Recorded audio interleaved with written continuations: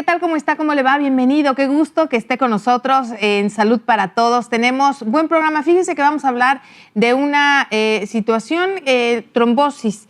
En este sentido, algunas personas han tenido este padecimiento. Lo vamos a desglosar de una buena forma. Le recordamos que si quiere hacer alguna pregunta o tiene alguna duda acerca de la trombosis, la puede hacer vía telefónica, vía WhatsApp y vía Facebook, y también la invitación para que nos siga en nuestro canal de YouTube Salud para Todos. Vamos a ver esta información y regresamos para comentarla. ¿Sabías que la trombosis arterial puede causar infartos o accidentes cerebrovasculares en cuestión de minutos? La trombosis arterial ocurre cuando se forma un coágulo de sangre en una arteria, bloqueando el flujo sanguíneo hacia órganos vitales como el corazón o el cerebro. Es una emergencia médica que puede poner en riesgo la vida. Sus consecuencias dependen del lugar del bloqueo. Si afecta al corazón, puede provocar un infarto agudo al miocardio. Si afecta al cerebro, puede causar un accidente cerebrovascular o embolia. Entre los principales factores de riesgo se encuentran la hipertensión, el colesterol elevado, el tabaquismo, la diabetes y el sedentarismo.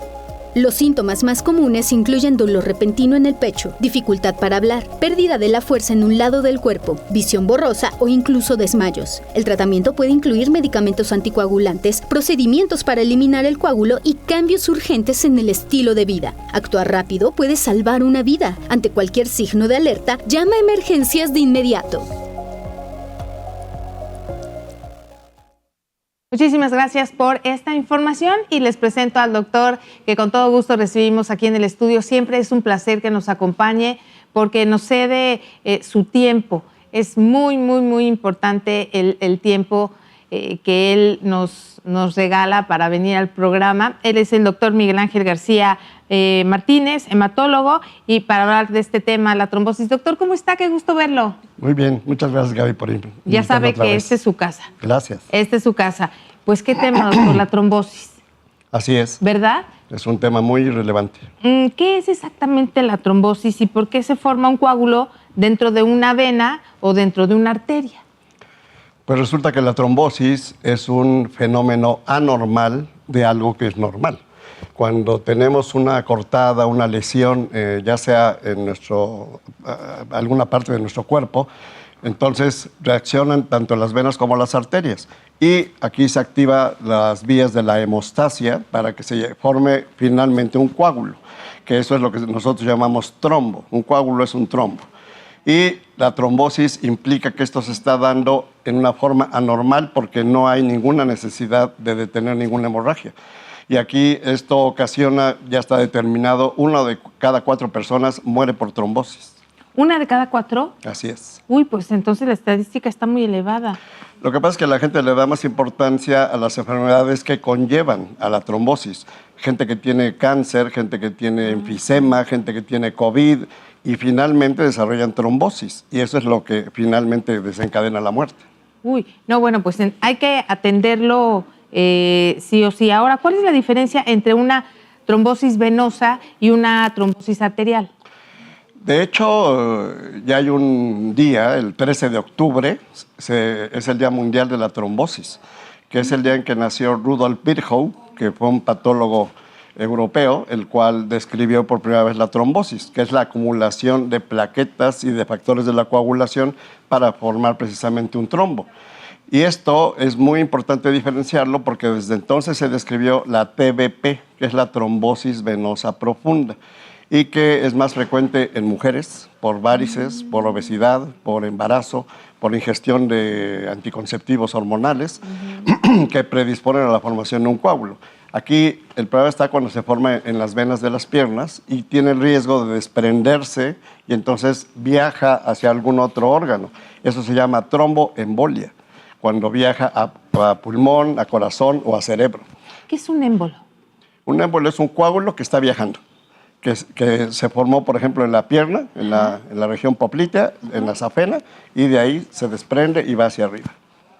Oiga, doctor, usted es una persona que sabe mucho, sabe que lo admiramos mucho. Gracias. Y siempre nos comenta historia, fechas, más allá del tema del que estamos abordando. Pero, por ejemplo, antes de ese 13 de octubre, ¿cómo se conocía la trombosis? O sea, ¿cómo le llamaban o cómo lo descubrieron? Y además, antes, pues, ¿qué diagnosticaban?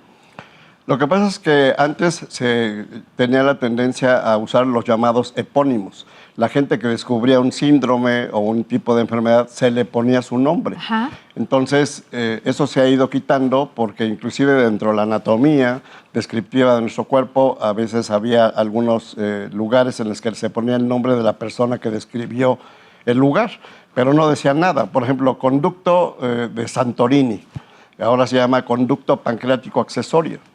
Entonces, la idea es ubicar anatómicamente el fenómeno. Igual en la coagulación hay un factor 5 que predispone a la trombosis y se le llamó factor 5 de Leiden, que fue el hematólogo que describió esto.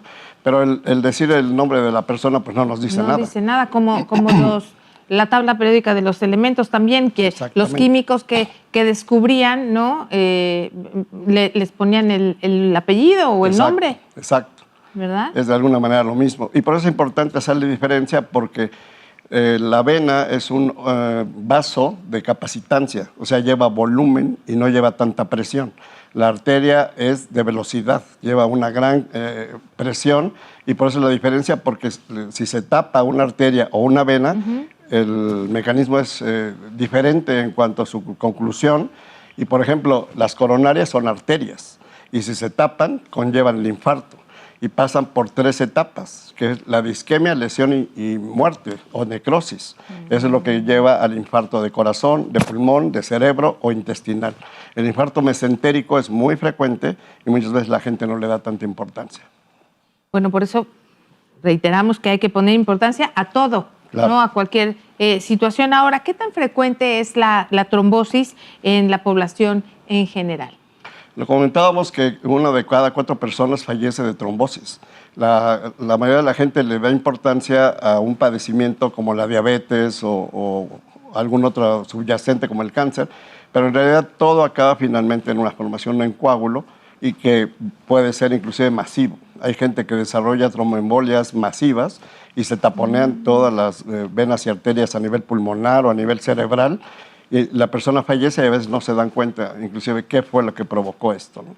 Pero eso le iba a decir, o sea, ahí no hay salida, ahí ya fallece la persona.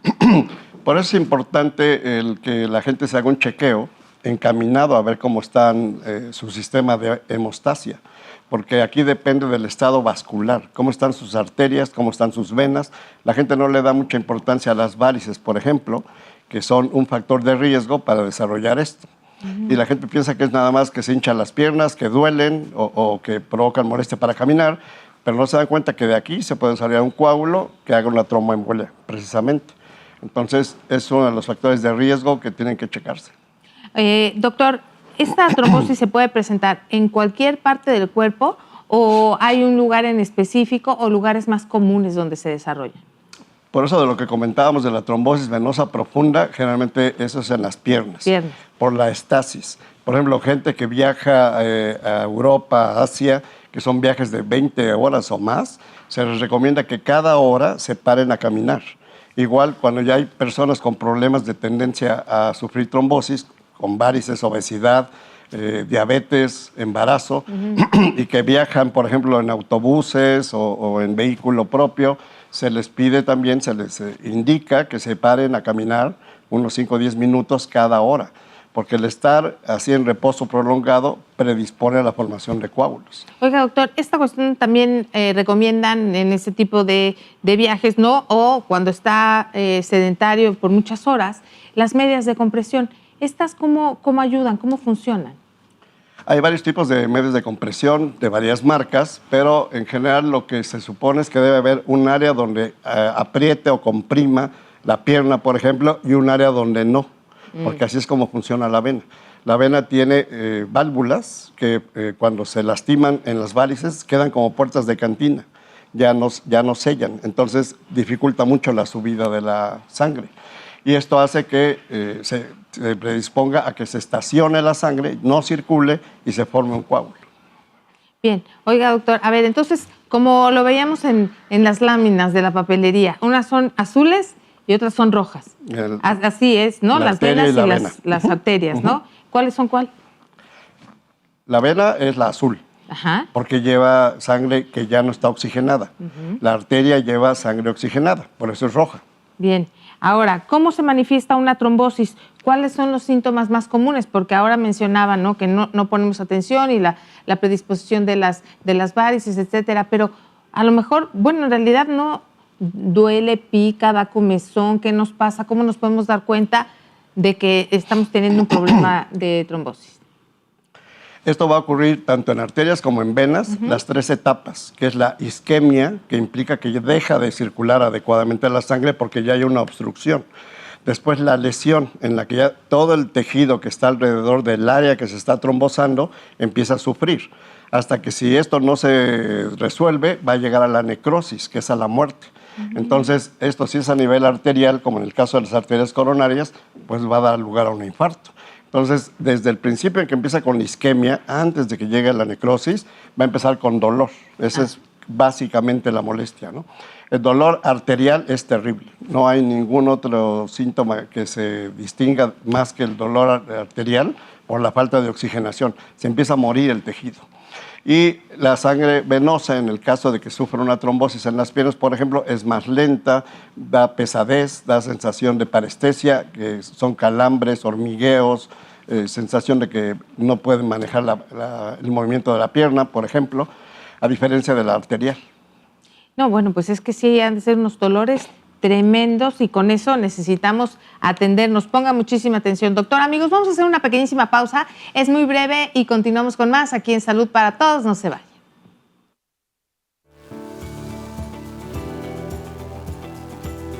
La trombosis venosa profunda, TVP, afecta aproximadamente a 1 de cada 1000 personas al año en la población general.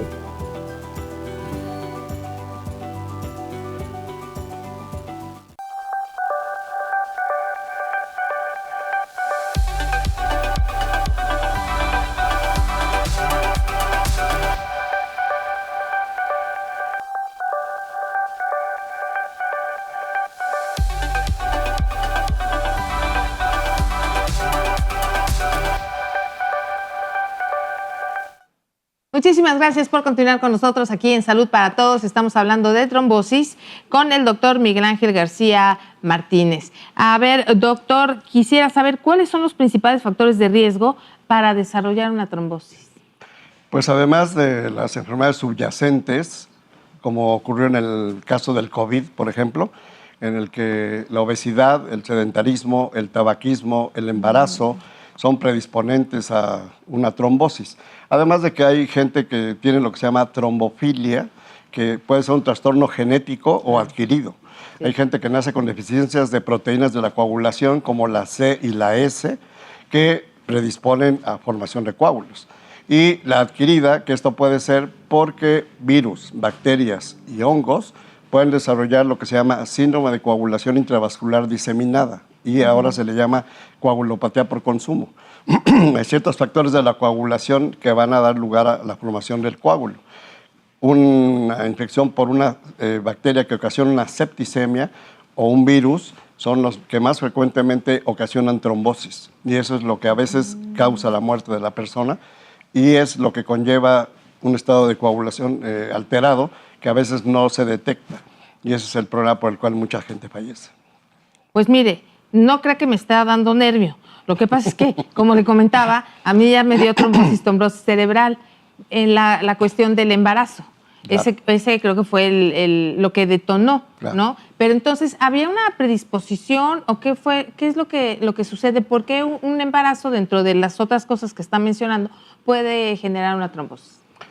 La mujer embarazada desarrolla lo que se le llama hipercoagulabilidad, o sea, tiene una tendencia a coagular de más.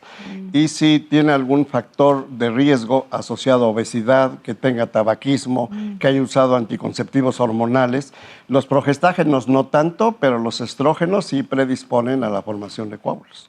Y la gente que usa anticonceptivos con una cantidad de estrógenos provocan esta alteración. Bien.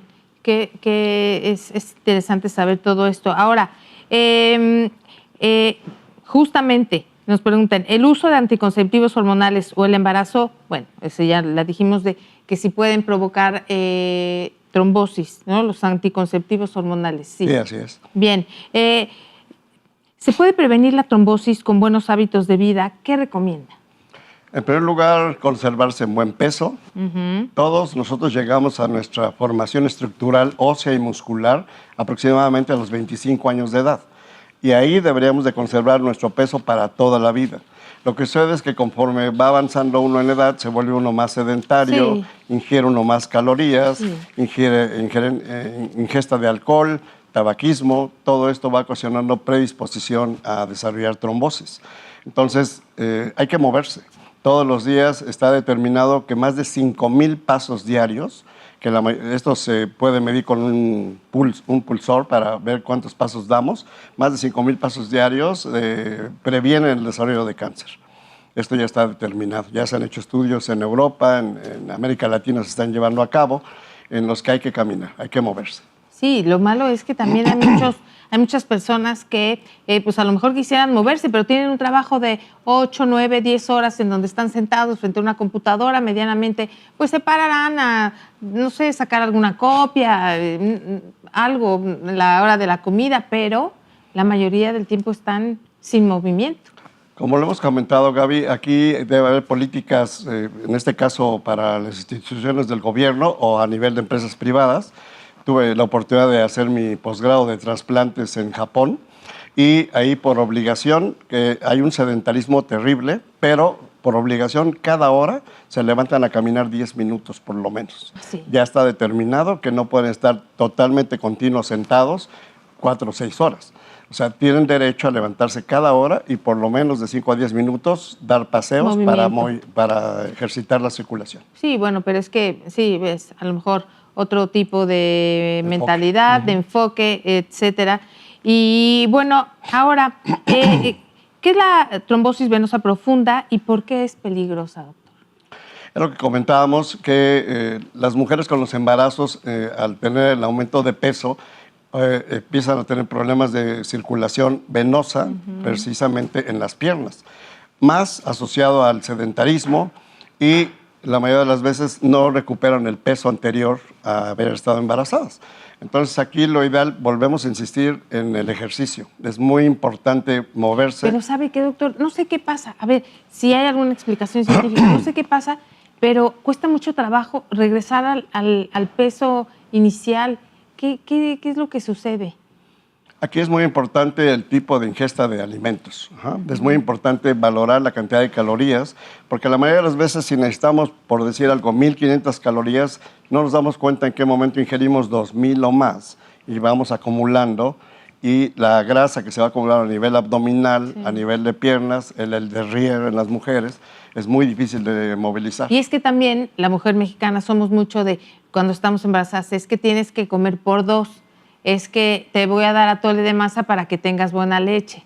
Y es, o sea, muchos mitos, realidad, o sea, como mucho de costumbre somos. Y entonces, pues más bien, es que aumentamos el peso.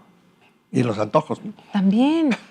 Entonces, ¿por qué dan los antojos? O sea, ¿alguna explicación científica? Porque a mí sí me daba muchísimo antojo, doctor. Pero ¿por qué pasa eso? No, son formas de actitud de la persona, ¿no? No es realmente algo que... ¿Algo que dé? No, pues yo tenía una actitud con los esquites tremenda, doctor. Qué barbaridad. Ahora, ¿qué relación tiene la TBP con la embolia pulmonar? Precisamente lo que comentábamos, que cuando hay la formación de un coágulo en una vena de la pierna, por ejemplo, eso es trombosis. Pero en el momento en que se desprende, porque ya hay un aumento en la circulación del torrente sanguíneo, esto es lo que comentamos que en los viajes transatlánticos ocurre, la persona a veces no se mueve, se forma el coágulo y en el momento de moverse se desprende. Y entonces viaja y obviamente el lugar a donde llega es a pulmón. De hecho, cuando hay una tromboembolia recurrente que se está presentando en pulmón, se puede poner un filtro en la vena cava, que es donde precisamente va a llegar y ese filtro detiene el coágulo para que ya no llegue a pulmón. Es que justo eso le pasó a una amiga, que el trombo viajó, pero le pusieron esta red. A ver, ¿qué pasa? Uno puede tener algún trombo y nunca desprenderse. O sea, Sí, claro. eso puede pasar. Sí, claro. O también, digo, ya se desprende y se atenderá. Pero podemos vivir con trombos que ahí permanezcan y nunca se desarrollen. Sí, lo que pasa es que se forma un pequeño coágulo y sobre ese coágulo se pueden formar otros. Entonces, si el coágulo aumenta de tamaño, es más fácil que se desprenda y viaje. Y conforme va pasando por canales vasculares más estrechos, es más Los fácil va que rompiendo. ahí obstruya. Ahorita ya la inteligencia artificial se está utilizando precisamente para prevención de TBP, de trombosis venosa profunda. Hay una técnica que se llama rayo de penumbra, a través del cual se puede localizar por un software especializado de inteligencia artificial y se rastrea el área donde pudo haberse formado el coágulo y a dónde viajó. Y entonces se indica un cateterismo, como cuando se va a sacar el coágulo de corazón o de otro lugar, y por cateterismo se puede extraer, que debe ser en las primeras 6 horas. Porque una vez formado el coágulo, ya no hay forma de que se deshaga. Hay sustancias trombolíticas, pero que son peligrosas, riesgosas, como la streptokinasa, el actilice y varias otras sustancias trombolíticas que pueden deshacer el coágulo ya formado. Pero hay riesgo de ocasionar hemorragia en otro lugar. Porque si se formó el corazón y metemos el trombolítico, puede tener una hemorragia cerebral. O sea, aquí tenemos que ver el estado vascular del paciente. Claro, en el conjunto. Y fíjese cómo la IA tiene pues varios detractores, pero en este sentido nos puede beneficiar de gran manera y nos puede ayudar a detectar cosas y atenderlas a tiempo. La IA, como el Internet y tantos avances tecnológicos, tiene su lado bueno y su lado problemático, ¿no? Sí, sí. Entonces, ya la inteligencia artificial ya se está aplicando a los sistemas de salud. Y hay una forma, por los algoritmos, en detectar errores humanos que a veces el ojo de un radiólogo, por ejemplo, no detecta, ¿no? Sí, esas operaciones con robots y todas esas cosas, ¿no? El Da Vinci, etcétera. El Da Vinci, claro. ¿Verdad? Oiga, doctor, ¿cuáles son los signos de alarma para acudir a urgencias por una posible embolia pulmonar? Aquí, Además del dolor, ¿no?, que se nos va a presentar. Sí, claro. Lo primero es la sensación de falta de aire, que no pueden respirar. Es el sentido de opresión en el pecho y después viene la consecuencia de la repercusión sobre el corazón. Empiezan con taquicardia, empiezan con sudoración profusa, excesiva, sensación de desmayo y que inclusive puede llegar a eso, ¿no? Ahora, si es una tromboembolia masiva, eso tiene que atenderse de urgencia porque si no, destapar todas las áreas que obstruyen los coágulos a veces es muy tarde.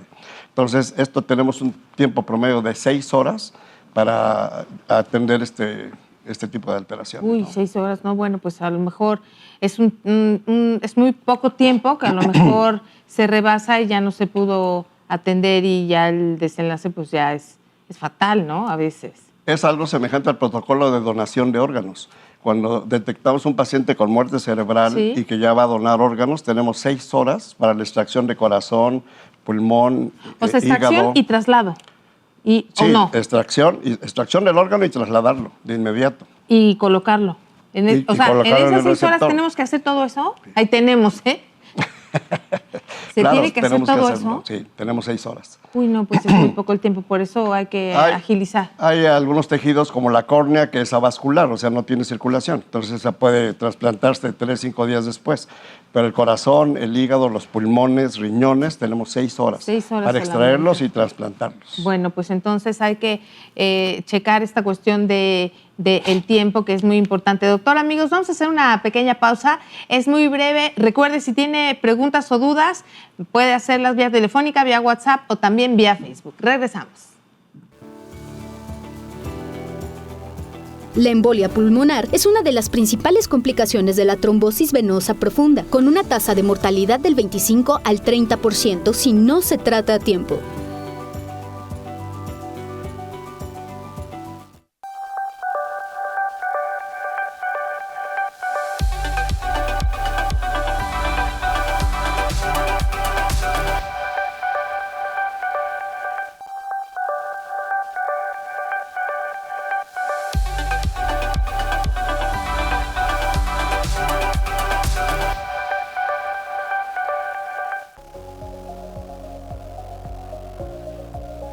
La trombosis arterial puede ser silenciosa, pero también puede prevenirse. Adoptar hábitos saludables y controlar los factores de riesgo es la mejor defensa contra la peligrosa condición que puede causar infartos o accidentes cerebrovasculares. Mantener la presión arterial bajo control es fundamental, ya que la hipertensión daña las paredes de las arterias y facilita la formación de coágulos. También es importante cuidar la alimentación, reducir el consumo de grasas saturadas, sal y azúcares, y aumentar la ingesta de frutas, verduras, cereales integrales y pescado contribuyen a una mejor salud cardiovascular.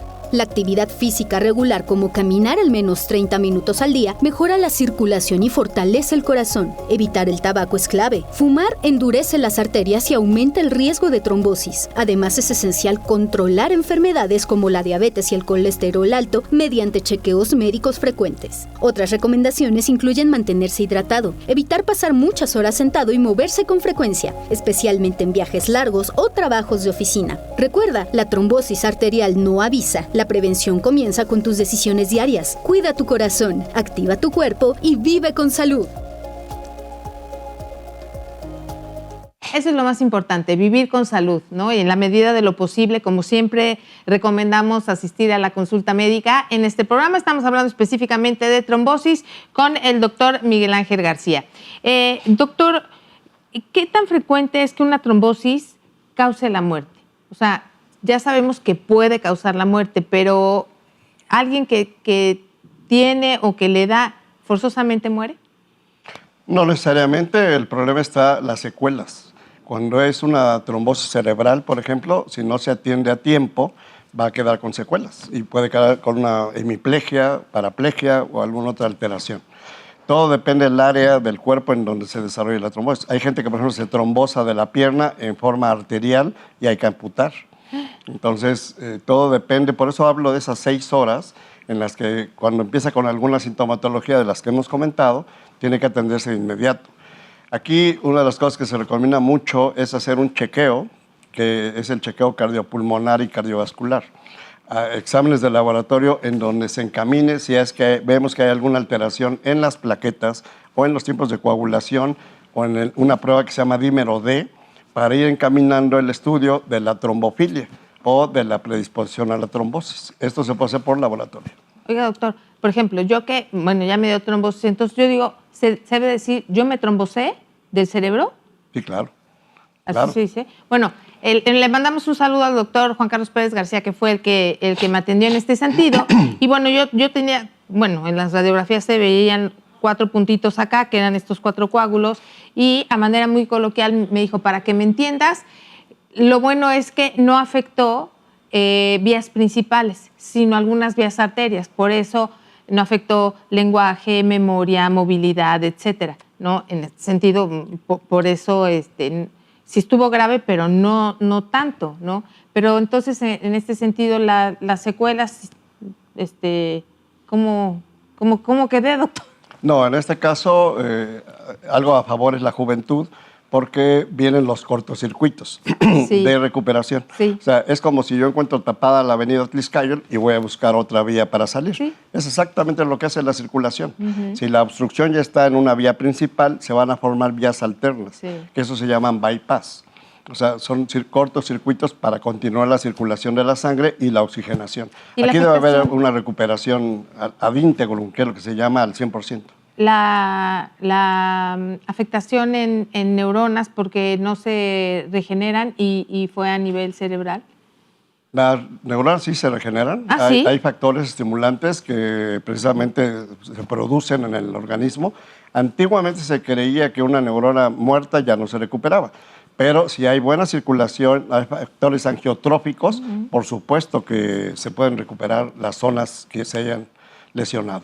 Doctor, ¿nos podría hablar acerca de los estudios que diagnostican la trombosis, de los que estaba mencionando? Sí, claro. Cuando checamos, por ejemplo, en los pacientes con COVID, como atendimos en el ISSSTE, una cantidad casi cercana al 1,000,000 de pacientes, ya tenemos un protocolo en el que llegaban y se solicitaba la biometría hemática completa, el tiempo de protrombina, el de tromboplastina parcial, el de trombina, el fibrinógeno, el dímero D. Son de los básicos que debemos de investigar. Ya si en un momento dado hay una predisposición genética, que sepamos que en la familia hubo trombosis familiar genética, tenemos que buscar la proteína C, la proteína S y el factor 5 de Leiden, que son las alteraciones genéticas ya específicas para una persona con predisposición a la trombosis familiar. Bien, ahora, ¿cuál es el tratamiento habitual para una trombosis? Como comentábamos, para que se forme un coágulo depende del estado de venas y arterias. Segundo, la acción de las plaquetas, que haya una buena cantidad de plaquetas y que peguen, que hagan una buena agregación, porque si se unen y solamente tienen adhesividad, se van a despegar, entonces no se va a formar un coágulo. Y finalmente, toda la acción de la coagulación, que todos los factores es algo muy complejo. Entonces, aquí utilizamos antiagregantes plaquetarios, que puede ser la aspirina, el ácido acetil salicílico, que se deriva del roble, ya lleva más de 120 años que se sigue usando, y es el mejor antiagregante plaquetario, no es anticoagulante. Actualmente hay otras sustancias como el clopidogrel, que es excelente para evitar que se peguen las plaquetas. Pero lo que podemos usar después de los 50, 60 años, todos los días tomar una aspirina Protec por la noche, porque cuando vamos a estar en reposo tenemos mayor predisposición a la formación de coágulos porque no nos movemos durante el reposo. Entonces, tomarla durante la noche nos ayuda a que no vaya a haber una formación de coágulos. 100 miligramos de ácido acetil salicílico es suficiente, por eso es la cantidad de la aspirina Protec. Y segundo, si se requiere un anticoagulante, pues ya contamos con el apixaban, el dabigatran, el rivaroxaban, que son anticoagulantes tomados, muy fáciles de manejar. O si no, hay heparinas de bajo peso molecular que se pueden poner subcutáneas, como la enoxaparina, por ejemplo, o la fraxiparina. Hay varias heparinas que se pueden utilizar y que tienen un efecto para evitar que haya coagulación. Bien, preguntas del público y gracias por participar. Les vamos a dar salida. Dice, un angiólogo me recomendó vendaje en espiga, pero no me lo puedo poner sola. ¿Qué pasa si no lo uso, si no uso medias de compresión? Hay otros tipos de medias de compresión para utilizarlas y generalmente estas las utilizamos en personas que están en reposo prolongado. Por ejemplo, gente que tuvo una fractura y que va a estar en reposo en cama durante mucho tiempo, lo ideal es usar medias antiembólicas. Eso ya te hay un sistema de compresión específico. Y hay un sistema de compresión media y alta, de acuerdo al grado de compresión que se requiere en las piernas, ¿no? Sí, bueno, sí. También, ¿cómo es la manera correcta de colocarlas? Porque cuesta trabajo, pero ¿cómo es la manera correcta para ponerlas bien? Porque a lo mejor me las pongo, pero no la coloco de una forma asertiva y entonces no cumplen su función. Sí, aquí el angiólogo o el médico que prescriba el tipo de media tiene que enseñar a capacitar al paciente para que sepa cómo aplicarlo, ¿no? Sí. En otras ocasiones recomendamos vendaje compresivo o no compresivo y es más fácil utilizar una venda, ¿no? Claro. Entonces, son las opciones que se pueden utilizar. Son las opciones. Nos mandan saludos, doctor. Saludos a Gaby y al doctor. Muchas gracias por estos temas de tanta ayuda. Muchas gracias. Gracias. Gracias por sus saludos. Doctor, a mi mamá le sale un líquido de las piernas. Mi vecina nos dice que eso se llama linfa. ¿Qué es eso? ¿Y qué doctor me puede ayudar? El sistema vascular tiene 3 partes. Generalmente hablamos de las venas y las arterias, pero hay un sistema alternativo complementario que es el sistema linfático, que es donde circula precisamente la linfa. Y hay que checar si el edema, la inflamación es venosa o es linfática, porque el linfedema es duro y va causando como elefantiasis. Las piernas se van poniendo muy gruesas y no cede a la presión.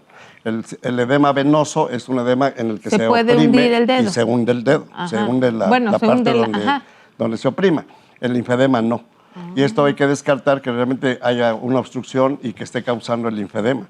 Hay veces que hay ganglios linfáticos que están obstruyendo por un linfoma o por alguna otra causa a nivel abdominal y esto ocasiona que se empiecen a hinchar hacia abajo. Y eso es cuando está drenando.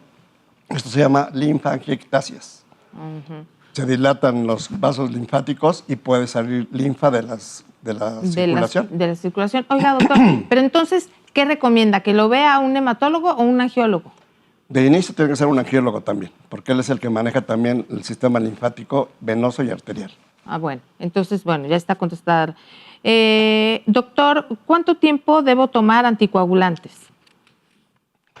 Aquí depende la indicación que se haya dado. Hay veces en que el anticoagulante se tiene que usar en forma temporal y esto tiene que estarse midiendo por medio de los tiempos de coagulación. Hay veces que se utiliza warfarina o cumarina, que son más fácilmente medibles. Los otros anticoagulantes orales a veces se utilizan por 3, 6 meses, 1 año, de acuerdo a la causa por la cual se estén indicando. Los que se pueden usar a largo plazo es el ácido acetilsalicílico y el clopidogrel, que esos son más manejables para antiagregar las plaquetas. Sí, yo recuerdo también cuando, bueno, obviamente mi mal fue por la cuestión del embarazo. Cuando terminó el embarazo ya me dieron anticoagulantes y anticonvulsivos, pero los tuve que dejar de manera gradual, no de un día a otro. Nosotros le llamamos destete, o sea, se tiene que ir suspendiendo progresivamente, porque si no viene un desequilibrio hemodinámico y puede causar otro rebote. Sí, sí, recuerdo que eso fue, que eso pasó, un destete. Muchísimas gracias, doctor. Vamos a hacer una pequeña pausa y continuamos con mucho más aquí en Salud para Todos, hablando de trombosis. El 90% de los infartos de miocardio se producen como resultado de un coágulo sanguíneo que bloquea a una arteria coronaria.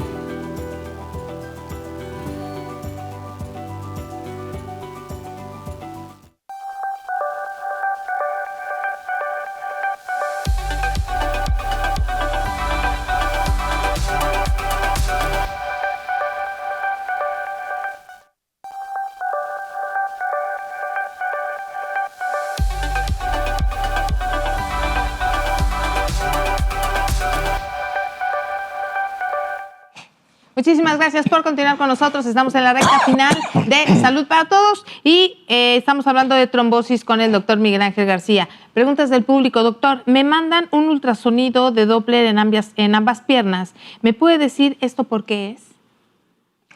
El ultrasonido se ha venido rebasando ya por estudios más sofisticados que tenemos actualmente, como la tomografía, con todos los softwares con los que contamos, y la resonancia magnética.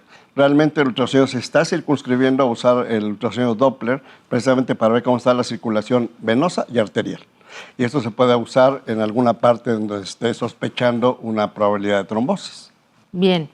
¿Cuáles son los factores de riesgo de la trombosis venosa profunda? Bueno, ya los mencionamos, pero como están preguntando, los podemos mencionar sí, lo que habíamos nuevamente. Comentado, la inmovilidad, el tabaquismo, la obesidad, el embarazo, que es básicamente lo que tenemos que tener en cuenta. Bien. Oiga, doctor, dice, ¿la trombosis tiene síntomas para poder saber con tiempo de esto? Usualmente cuando es trombosis venosa es más lenta la presentación, como habíamos comentado, y aquí si es en piernas, por ejemplo, puede empezar a provocar edema, que se inflame la pierna, puede empezar a presentar lo que se llama parestesias, o sea, sensación de hormigueo, calambres, toques eléctricos, que es muy variable lo que el paciente refiere. En el caso de una trombosis arterial, ahí sí el dolor es el síntoma cardinal y más importante, porque deja de haber circulación y deja de haber oxigenación en el tejido, y eso es muy doloroso. Claro, y generalmente acudimos, la realidad es que acudimos a veces a la consulta médica cuando ya estamos, pero que no aguantamos el dolor, de lo que sea. Solamente eso, no tenemos la cultura de la prevención. ¿Cómo podemos prevenir, doctor? En cuanto a la alimentación que veíamos en la información que nos presentan. Sí, yo pongo el ejemplo, en la época en la que me tocó estar al frente del ISSSTEP, hacíamos en las distintas secretarías jornadas de prevención. Y entonces íbamos y checábamos a los pacientes sus signos vitales, su peso, su estatura, su medición de masa corporal y exámenes de laboratorio. Detectamos personas que andaban con 1000 de colesterol y no se habían checado, o azúcar de 600 y que ni siquiera sabían también que tenían el azúcar descompensada. Gente que llevaba 150, 100 de presión arterial y ni siquiera se había checado. Entonces esto es algo preventivo que hay que checarse para evitar que al rato haya una complicación, porque la mayoría de las veces nos enteramos de que ya llegó un paciente a urgencias, infartado, porque no se había checado. Eso es algo muy importante que toda la población tiene que checarse. Claro, y eso es de lo más común. No nos checamos y entonces eso se agrava, cualquier situación que estemos padeciendo. Doctor, ¿es verdad que una vez que te detecten insuficiencia venosa ya no se cura? Lo que pasa es que si las válvulas de la circulación de las venas están dañadas, eso es lo que comentábamos, que las válvulas tienen un tono muscular. Entonces este tono se va perdiendo. Si las venas pierden sus válvulas, ya no va a haber forma de recuperarlas y van a acabar en safenectomía, que es la extirpación por un angiólogo de la vena safena. Que eso es lo que ocurre cuando ya la circulación está dañada. Bien. Doctor, ¿qué tan recomendado es para una persona con linfoma hacerse un masaje de drenaje linfático? No, porque aquí ya el linfoma es un crecimiento maligno de las áreas linfáticas, que pueden ser toda la circulación que hay del sistema linfático que hay desde el cerebro hasta los pies. Y de acuerdo a la zona pueden ocasionar una formación anormal y más edema y linfedema. Oiga, doctor, y fíjese que me surge una pregunta, porque ya ve que está muy de moda los masajes corporales, ¿no? Relajantes, descontracturantes, etcétera. Una persona que no sabe que tiene un trombo, por ejemplo, en la pierna y están haciéndole un masaje o reductivo, etcétera, ¿esto puede perjudicar? Sí, claro. ¿O es algo independiente? Si no sabe cómo está su estado venoso o arterial y se le da un masaje, se puede ocasionar que si está un coágulo formado ahí, el mismo masaje desprenda el coágulo y predisponga una embolia. Entonces eso es importante. La idea de los masajistas que a veces hablan de un drenaje linfático, un masaje linfático, eso como tal no existe, ¿no? O sea, no pueden solamente estar masajeando la linfa y no afectar la circulación venosa y arterial. Uh-huh. Pero lo que hacen más que nada están encaminados a un masaje relajante, es lo que generalmente la gente busca, ¿no? Sí, sí. Pero sí. si tiene riesgo, si la gente tiene predisposición a formar coágulos, a que se desprenda. Bueno, hay que checarnos. Doctor, me diagnosticaron linfedema secundario 2. ¿Esto qué es? ¿Y enfermedad venosa crónica 3? ¿Es muy grave? Usualmente los linfedemas es una complicación de la circulación venosa trastornada. Habría que ver si no tiene también algún otro factor predisponente que esté ocasionando ese linfedema. Como comentamos, hay veces que hay crecimiento de los ganglios a nivel abdominopélvico, que eso bloquea la circulación linfática de las piernas y conlleva tanto problema venoso como problema linfático. Aquí habría que hacer un estudio angiológico para saber cuál es la causa que está provocando esto. Bien, siempre la recomendación, acudir a la consulta. ¿Cómo afectó el COVID? Ahorita que tocaba el tema, ¿no? ¿Cómo afectó el COVID-19 la incidencia de trombosis en pacientes ya que estaban hospitalizados? Ya después que se empezó a hacer ciertos estudios, que un grupo italiano fue el que empezó a hacer punciones de pulmón, porque no hacían autopsias, sino que los cadáveres infectados por COVID pasaban directo a la cremación. Ese fue el protocolo de indicación que se dio en todo el mundo. Pero un grupo italiano empezó a tomar biopsias de pulmón y se dio cuenta que morían por una tromboembolia pulmonar masiva. Y eso era lo que predisponía que el COVID, como cualquier otro tipo de infección viral o bacteriana, predispone a lo que comentamos, a la coagulación intravascular diseminada. Y que eso es lo que ocasionaba la formación de coágulos in situ, o sea, local. Aquí no tenía que haber también una embolia pulmonar que viajara de otro lugar. Se trombosaban directo en los pulmones y se tapaban toda la circulación venosa y arterial. Claro, y ahí es cuando ya causaba la muerte. Irreversible. Ahora, ¿cuál es el riesgo de trombosis en pacientes con cáncer o enfermedades autoinmunes? Es lo mismo que predisponemos. En este caso, hay lo que se llama tromboembolia maligna, cuando las metástasis que se ocasionan de un lugar en donde se esté formando el tumor, a veces son coágulos que son malignos, o sea, llevan células malignas. Y esto provoca que se forme también un coágulo que se desprende y es una embolia maligna. Entonces, ese coágulo lleva células malignas. Entonces, esto es algo que se puede presentar muy frecuentemente en los pacientes con cáncer y con otro tipo de enfermedades. Ahora, estilo de vida de una persona que ya padeció una trombosis. Hay que ver las secuelas que haya dejado, porque, como comentamos, hay veces que acaban hasta en la amputación de los miembros pélvicos, por ejemplo, ¿no? Pero si no, la idea es de que aquí tiene que haber una vida no sedentaria, tiene que moverse, tiene que haber un ejercicio programado, conservar bien el peso, una buena alimentación, obviamente no alcohol, no tabaco, no aumentar de peso, y eso es algo recomendable para cualquier persona, aunque haya tenido trombosis. Claro. Ahora, ¿qué mensaje le daría a quienes viven con miedo tras haber tenido un episodio de trombosis? Es como la persona que recibe un tratamiento para cáncer y queda con la idea de lo que se llama la cancerofobia, ¿no? O sea, está pensando en qué momento puede recurrir el problema. Lo mismo pasa con la trombosis. Aquí el problema está de que la circulación va a seguir y de que si no lleva ese estilo de vida más saludable, puede tener predisposición a desarrollar de nuevo trombosis, ¿no? Doctor, como siempre, un placer que haya estado con nosotros. Le agradecemos muchísimo su presencia el día de hoy y nos vemos en una futura ocasión. Muchas gracias. Gracias, doctor Miguel Ángel García Martínez. Nosotros le recomendamos que vaya a la consulta médica y que evite la automedicación. Que tenga muy buen día y nos vemos en la siguiente.